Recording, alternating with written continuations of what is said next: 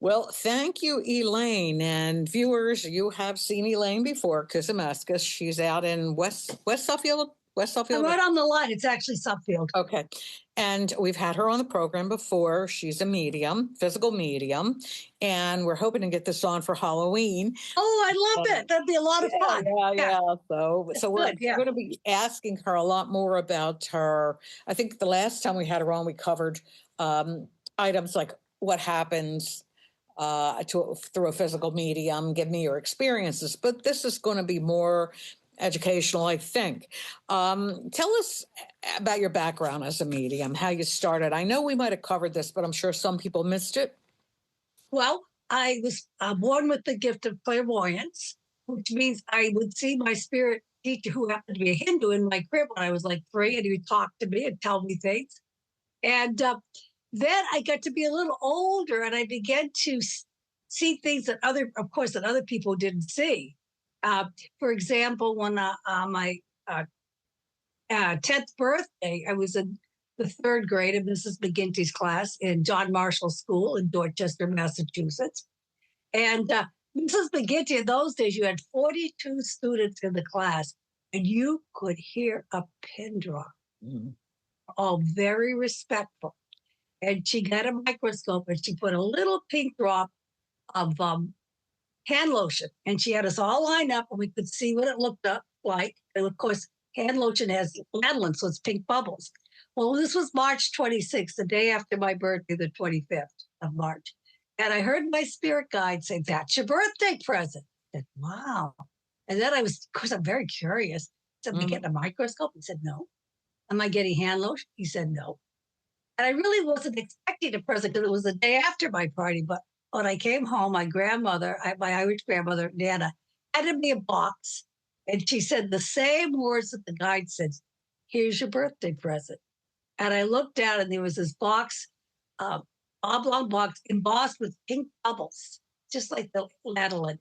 And it was a little bracelet inside. But those things happen, and there's no way you can explain them. You can't explain clairaudience, hearing the spirit speak to you, or clairvoyance. It came very naturally to me. And it wasn't until I finished college that I really began to think seriously about mediumship, not as a profession, but I really wanted to know why these things were happening to me. So I read a book that really helped a lot. It was The Sleeping Prophet by Jess Stern. It's the story of Edgar Cayce. I don't know if you've ever heard about Edgar Cayce. Sleeping Prophet. He's fabulous. Wonderful. Yes. He was a tremendous medical clairvoyant and medical transmedium. And he also saw auras and talked to guides. So it made me feel, well, I'm not crazy. People do this. And there's a saying, when the student is ready, the teacher will appear. Well, I guess I was ready because I was up at Maine and I was with a friend. And I like to read newspapers. I was an English major. So I got the Bangor Gazette and I looked at, I don't know why, but I started with the back page instead of the front page.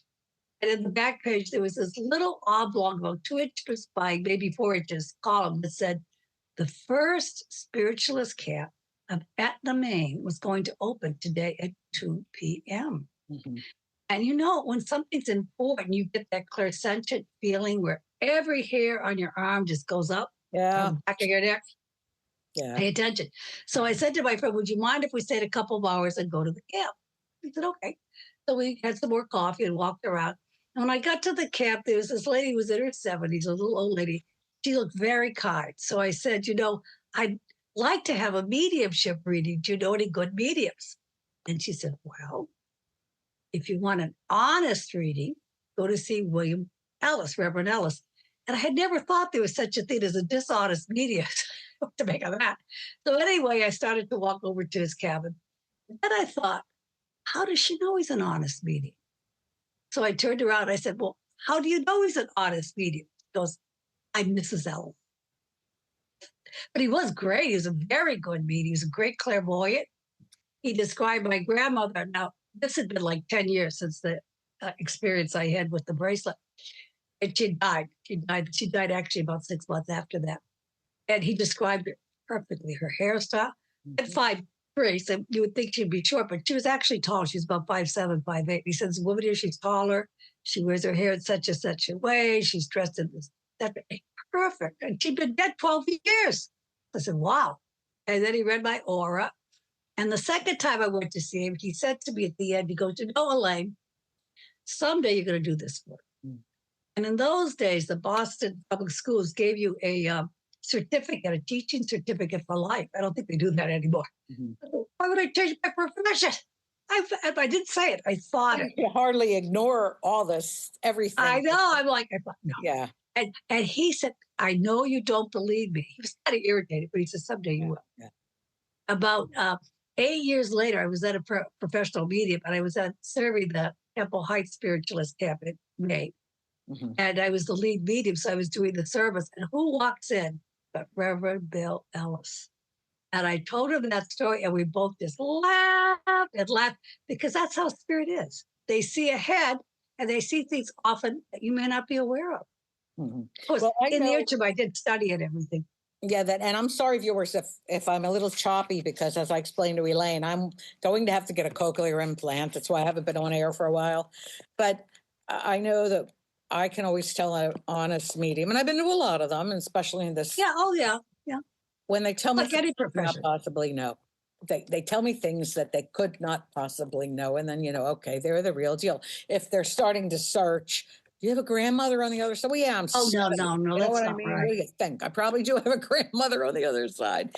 True. But I do have one of your books, thank you. You had signed it for me. Oh, nice. And you are a prolific writer. You've got about 7 titles or 8 titles to your name, right? Well, I've written 10 books, 9 on metaphysics and 1 on astrology. Oh, I like to write. That was my major, was English, so I enjoy it. I like research, too, because, you know, when I'm out at the camps like Camp Chesterfield and Lilydale Assembly in New York, I get to meet other mediums, and they have the most wonderful stories and history. I love it. One of my favorite books I wrote was for the History Press. It was called Connecticut in the Golden Age of Spiritualism. I love doing research in the Mark Twain House. They have a wonderful library. Mallory helped me with some of the research in the Connecticut Historical Society, because we had the most famous physical medium that ever lived in our state of Connecticut. And who was that? Daniel Douglas Hume. He's known as D.D. Hume. Okay. You can see it in the reason I wrote the book is I had read a book called Boston in the Golden Age of Spirituals. I just loved it by the History Press, because these were stories I'd heard for years, but never saw them in print. So I thought it's so great they're getting these stories out. And they weren't stories, they were research pieces, very good. So I went and I did the book. And one of the things I love doing is I went to the Cheney Mansion in Manchester, Connecticut. And I brought my camera, and I could see orbs all over the place. So I looked up on the 2nd floor where the family would gather, and there was a circular table. And I said to my husband, I said, Ron, they use that for a seance. He goes, how do you know that? I said, I just know it. So I went up, I examined the wooden table, and I looked up, and there was a picture on the wall of Kate Fox, who was one of the founders of Spiritualist. I know they do seances. And I talked to Arlene, who was the housekeeper, and she said, yes. Unfortunately, because it was a historical building, I couldn't take pictures, but there was tons of energy. And that got me thinking about D.D. Hume, because I felt he was the real deal. The Hartford Courant actually sent 2 of their best reporters out to a seance that was sponsored by the Cheney brothers. They were a wealthy, wealthy family. They made a lot of money in the silk trade. And they had, like Seth Cheney, who did the picture of Kate Fox, was an artist. So they were very prosperous, and they liked to do seances, and they invited the press.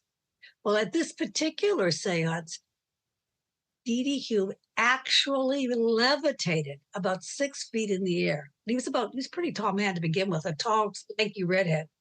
And the reporters were there. They tried to drag him down, but the spirits were lifting him. They wouldn't budge. And he was really very, very genuine.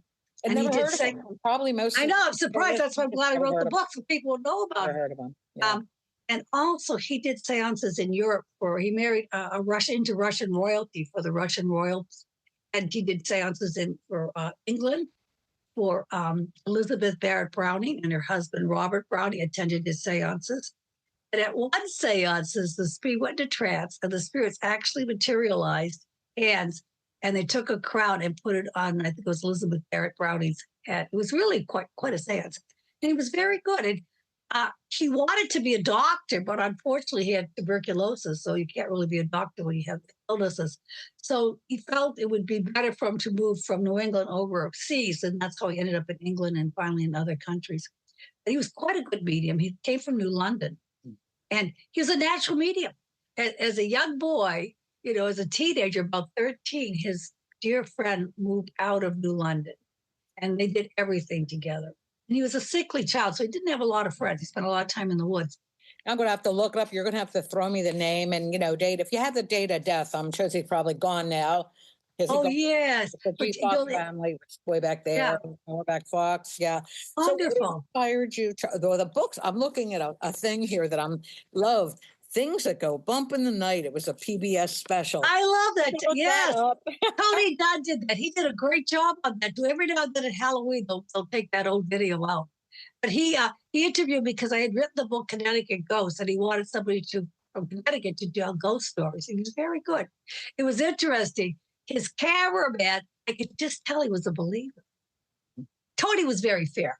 But his cameraman really knew all about spiritualism and everything. So I said to him at the end, I can tell you're a believer. He goes, yes.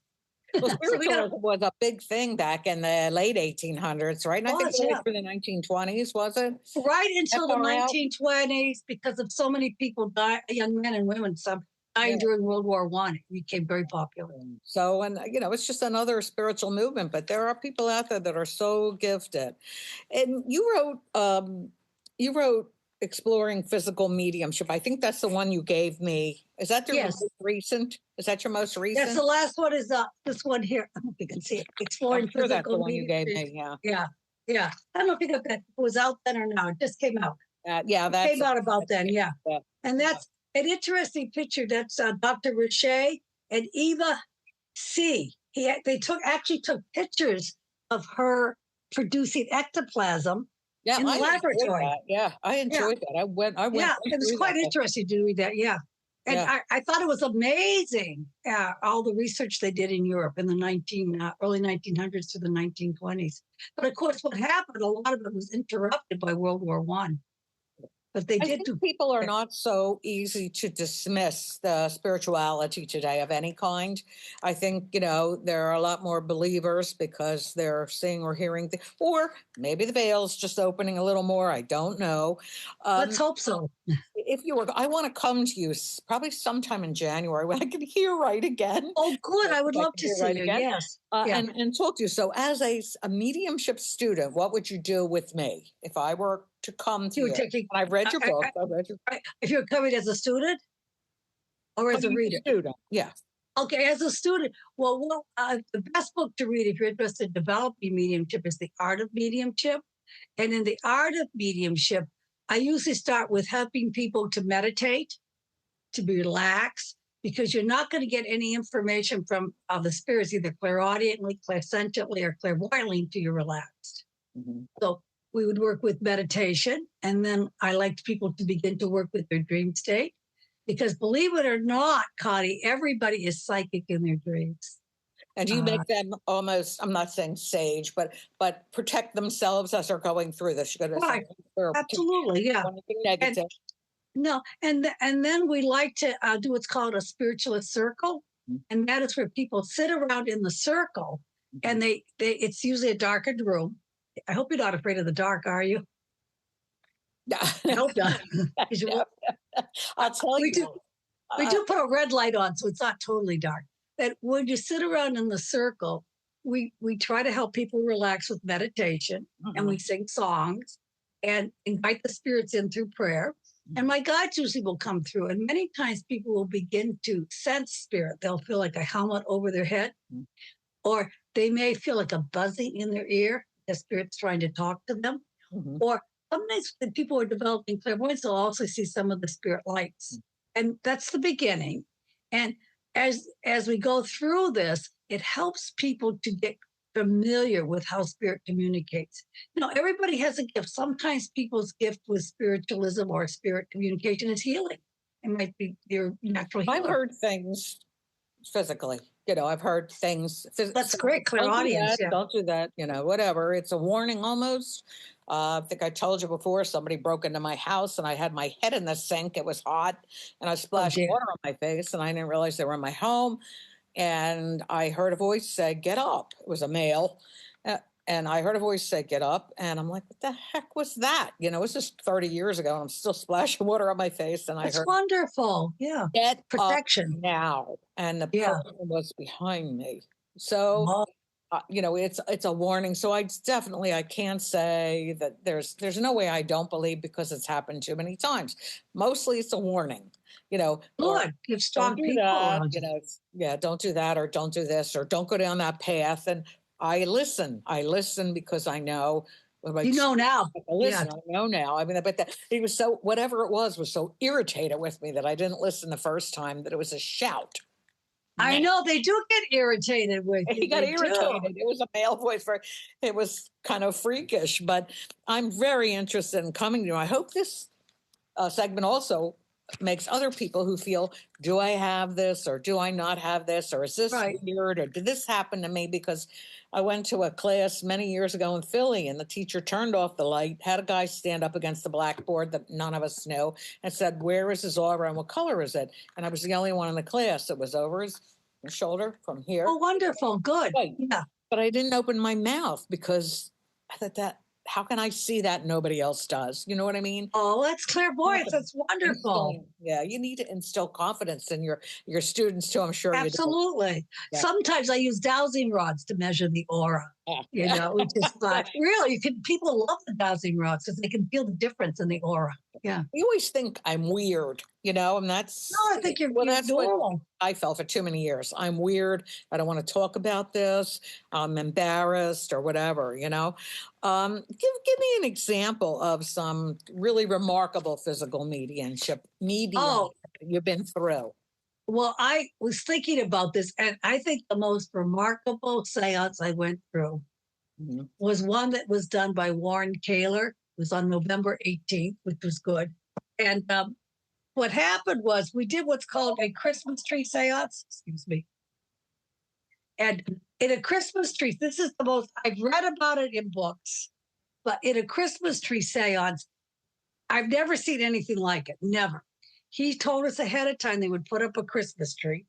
And in the Christmas tree, they would have presents put in it. And then the presents would be given to the spirit children.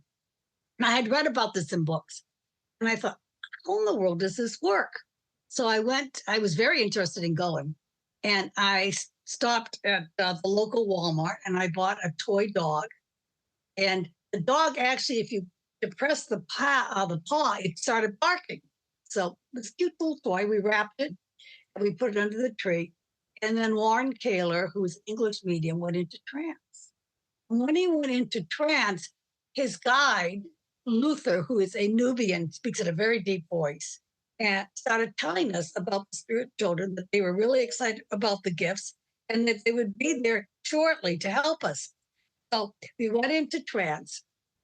And within about 20 minutes after singing and everything, we stopped singing and we could hear the spirit children walking in the room.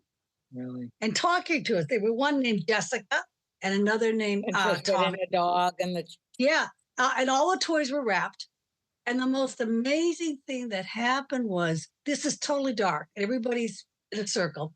We heard the children laughing and taking the wrappings off the presents. oh, I couldn't breaking it away. It was so touching.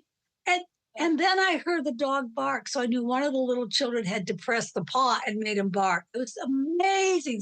It was in November 18th, just before the holiday season. It was just so full of joy and happiness. Yeah. It was it was just, and I think people realized how much the spirit children want to let people know they're okay. Yeah. There's a woman in Brazil, her name is Sonia Rinaldi, and she actually records the voices of children, spirit children, through what's called passed on and that have passed over. But for their parents passing over, right? That's I know. Why aren't they not passing over? That's a subject probably for another. Yeah, well, I think they want to make sure their parents are okay, so that's important. And Maybe what they they didn't do, know they're gone. Maybe they don't know their past or. well, the children love their parents very much, and they worry that the parents are grieving too much. So Okay. Sonia Rinaldi, Yeah, who's yeah, very well educated Brazilian, yeah. she developed electronic voice phenomena where they record the voices of children and they actually give their names Oh, and they that's give wonderful. messages to their parents. And it's Uh, and it's healing. It's not only is it evidential, but it's healing. yeah. And in April, they're going to have the second of the International Physical Mediumship Conferences in Schenectady, or I think it's Albany, New York. And I heard through the grapevine that Sonia Rinaldi might go. I hope she does because she does such beautiful work with children. It's interesting you say that because I had a child who passed, my only child, and I've talked about it before on the show. And somebody bought her fourth. He had a child who also passed, and he developed electronic equipment. It's a Wonderful. Connecticut engineer. I'm not going to name his name, but they use it on a lot of paranormal shows. And at Good. one point, he called me and said, because he was bringing my daughter through with his daughter said, Chris, hurry up. I guess there's a window of opportunity. Yes, well, yeah. Then his daughter said, Soldier, what are you doing here? We didn't call you, go. It took me a while. I had somebody I lost in Vietnam. Oh, wow. But it That's freaked the guy evidential out, too, and isn't it? he said, I don't like that. And I'm like, wait, let me think. Like it was so many years ago. It was 68, 70. You don't think that, so it was somebody I dated and I was sent to Vietnam. So, oh my God, I'm giving people my age range here. Oh, that's okay. I think But it's beautiful. the He still soldier came was, through. I'm sure. Yes. Yeah. Yeah. Because and the guy got up and says, I've never heard that before. I said, we never had goodbye, probably him. I don't know, but that's probably He him. never got to say goodbye, and he just wanted you to know it was okay. I'm okay. Yeah. Yeah. It was Yeah. Al. His name was Al Streeter. Lovely. From Massachusetts. I will name his name. He's gone for a lot of years. So Gone but not forgotten. I'm glad he said goodbye. There was an Yes, issue. that's there, but I'm glad he important. said That's very goodbye. important. Yes. Yeah, but it gave you closure too. Yeah, what do they say? It's psychic brain that you don't think like somebody can tell you. You have somebody whose name started with an M and she died of this in 1968 and you go, I don't know. And then you go outside and go, oh my God, my grandmother. Well, that happens because you're in an altered state yourself when you're receiving the reading. Yes. You just need to go blank when somebody gives you that information. That's why I record all the readings for people. Yeah. If they wish. They don't have to, but if they wish, I'll record them. Well, that segues into, can physical mediumship be proved by science? But I think if you have video and audio recording, it kind of proves it. We're getting closer in the laboratories, going back to the 1920s in Europe and France. Dr. Galli and Dr. Richer actually did say, you're going to love this, they did seances in the laboratory where all the doors were locked and closed, windows shut, and they had the people in the seance room, and they called in the spirit. It was Mr. Clutchy was the medium, Frantic Clutchy. And what happened was spirits came through and materialized. And then they had some soft wax. And the spirits actually put their hands right into the wax, paraffin wax, took them out. And then when the wax hardened, they had hands that were like this. How could you do that? It was spirits that put them in. And they had prints of children, adults. There were no children in the room. So these you could still see in France at the Museum of Metaphysics in Paris. So they have proven that in the laboratory. And in our own country, Dr. Gary Schwartz at the University of Arizona, about 20 years ago, did the afterlife experiments. And I know one of the mediums that was part of it, that's Ann Gaiman, who's a wonderful medium, very evidential. And they had somebody come in and say, a reputable person, one of them was Dr. Deepak Chopra. And he came in and asked for a reading. And they had a screen, so she couldn't see him.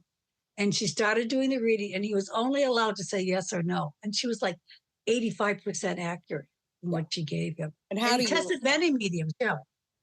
And some, I think there's a whole lot of not disbelievers, skeptics, because it's kind of hard to believe. But, if you are a religious person and you believe there's something else besides here. I don't Right. understand why it's so hard to believe that you're being talked to by somebody who's there. I mean, it's, that they don't have that ability to come through in some way to comfort. So I always say, well, religion shouldn't predicate that it's wrong to believe that there is somebody on the other side trying to get a hold of you, because they say your spirit goes on, and True. I've had enough experiences that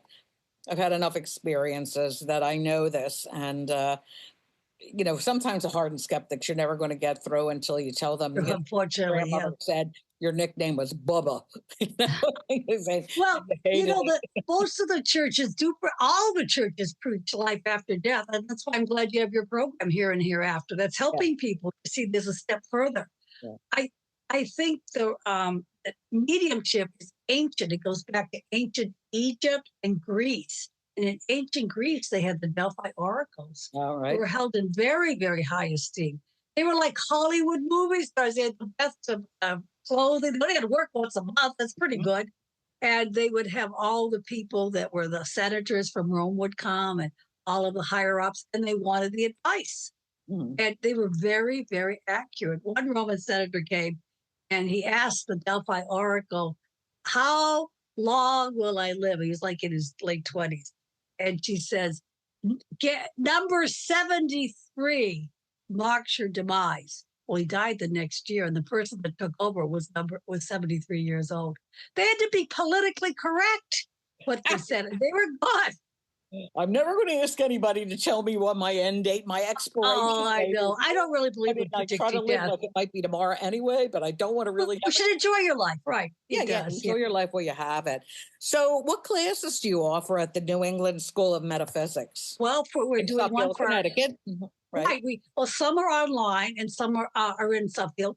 The one we're doing now in Suffield is called Trance and Physical Mediumship, and it's more advanced. And we have 12 people. We meet for 6 weeks. And we use the spirit cabinet. Have you ever heard of a spirit cabinet? Mm-hmm. It sounds, I'm interested in going to Lilydale, and I see you have, I'm reading something here that you have been up at the Lilydale Assembly in New York. Yeah. Right. I've been there about 20 years. I love it because it's a whole community of mediums. Yeah. All different kinds. All different kinds. There are trance mediums, there are clairvoyant mediums, there are clairaudient, there are healers, and they're very dedicated to proving the continuity of life, that there is no death and there are no dead. And they're also, I think the healers do wonderful healing too. There is a gate fee, but they have programs going on from morning to night. You can get readings at the stump. You can go to a healing in the temple. How many mediums are up there, Elaine, if I may ask? Oh, there's quite a bit. I'd say about at least 50. Town of mediums, right? It's at least 50. It is a town, yeah. Some and a lot of them are like 3rd and 4th generation mediums. They're families that grown up in the families. Well, you want to talk about your give us where they can go to get your book. Could you hold it up again for us? And then give us where they can go to talk to you about classes. If anybody, good. It's a fascinating There it is. book. Good. And that is a picture of Dr. Richer with the Eva C, the medium. This was in the laboratory where she produced ectoplasm and everything. She read it in 2 nights. Oh, wow. I guess you liked it. Good. Thank you. Yes. Yeah. Well, you can get it on Amazon.com. And my website is www.theartofmediumship, because that was my first mediumship book, was The Art of Mediumship. And I do have an astrology blog. I always tell people what's going on with the new and the full moon. And we list the classes. And I also post my media events. So this will be posted on my website, The Art of Mediumship, if people want to review it later. I like to share. You're on Facebook? You're on Facebook too? I'm on Facebook. Facebook and Elaine Kuzmeskus, yeah. Yeah, I love to have a little tougher. I always screw up your head. That's a little tougher. Goodness. You want to spell it? It's Elaine, and his last name is K-U-Z, as in Zodiac, M-E-S-K-U-S. Yeah.